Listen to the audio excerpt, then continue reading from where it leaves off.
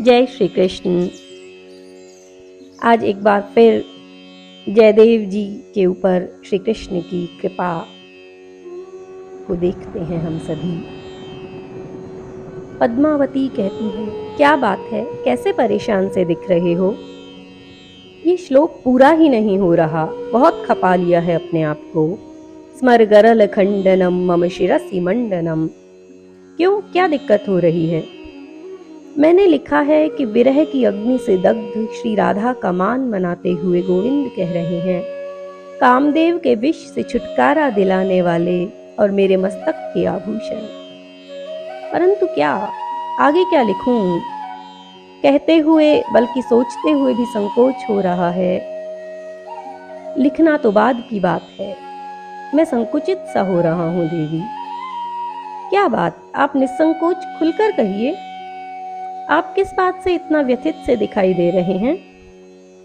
पद्मा, अब आगे मेरे अंतर में ऐसे भाव उठ रहे हैं कि गोविंद कह रहे हैं, हे परम पूज्या, हे मेरी आराध्या, हे मानमयी राधिका, कामदेव के विष से छुटकारा दिलाने वाले और मेरे मस्तक के आभूषण, अपने इन चरण कमलों को मेरे शीश पर रख दो।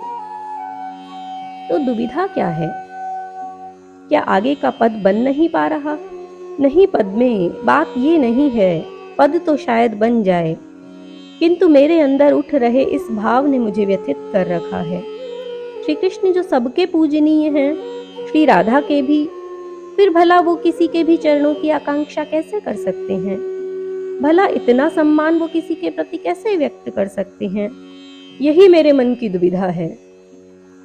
तो जहां आपको शंका हो रही है, उसे उसी स्थिति में प्रभु पर छोड़ दें, वे स्वयं राह दिखाएंगे। आप प्रतीक्षा कर लें। जब गीत गोविंदम लिखवा ही वे रहे हैं तो पूरा भी वे ही कराएंगे। आपकी कोई भी शंका, कोई भी समस्या उनकी समस्या है। कदाचित तुम ठीक कहती हो पद्मा। फिर मैं अभी गंगा स्नान के लिए जा रहा हूं, तुम गीत गोविंदम को उठाकर प्रभु चरणों में रख दो। यह कहकर जयदेव जी स्नान हेतु चले गए और पद्मावती ने गीत गोविंदम को उठाकर प्रभु चरणों में रख दिया। किंतु थोड़ी ही देर में जयदेव जी वापस आते दिखे। आप इतनी जल्दी कैसे आ गए? इतनी जल्दी स्नान? नहीं, मैं आधे रास्ते से ही वापस आ गया। मुझे वो आगे का पद ठीक से समझ में आ गया। जरा लाकर गीत गोविंदम तो दो मुझे, मैं लिख देता हूँ। फिर यहीं स्नान कर लूंगा। मेरी स्नान की व्यवस्था यहीं कर देना और भोजन भी तैयार कर लेना। जी। पद्मावती ने गीत गोविंदम लाकर दे दी। जयदेव जी ने श्लोक को पूरा किया। स्मरगरल खंडनम मम शिरसि मंडनम देहि मे पद पल्लव मुदारम।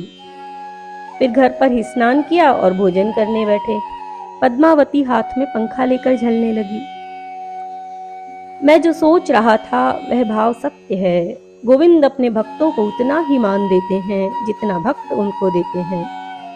गीता में भी तो कहा है उन्होंने, ये यथा माम प्रपद्यन्ते तांस तथैव भजाम्यहम्। मैं ही भूल रहा था। गोविंद जब अपने आराधकों को ही इतना मान देते हैं तो राधिका तो उनकी आराध्या हैं, उन्हें क्यों नहीं देंगे? आप सत्य कह रहे हैं।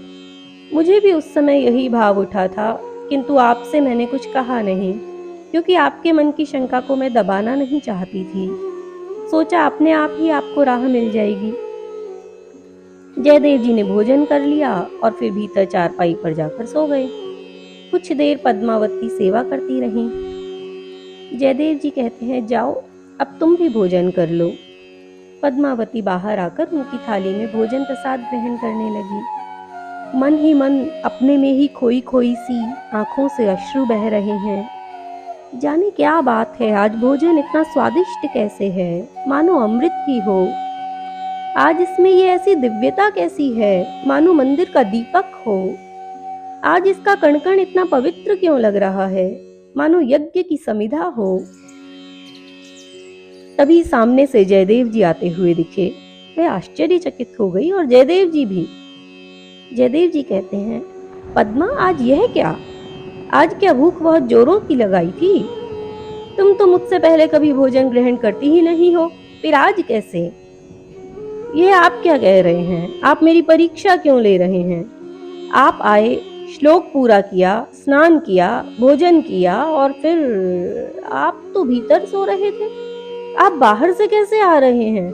ये सब क्या हो रहा है? जयदेव जी, अस्त व्यस्त से क्या कह रही हो तुम? मुझे कुछ समझ में नहीं आ रहा। मैं तो अभी अभी गंगा स्नान करके लौट रहा हूँ। दोनों दौड़ते हुए भीतर गए तो वहां चारपाई पर कोई नहीं था। गीत गोविंदम का अधूरा श्लोक पूर्ण हो चुका था।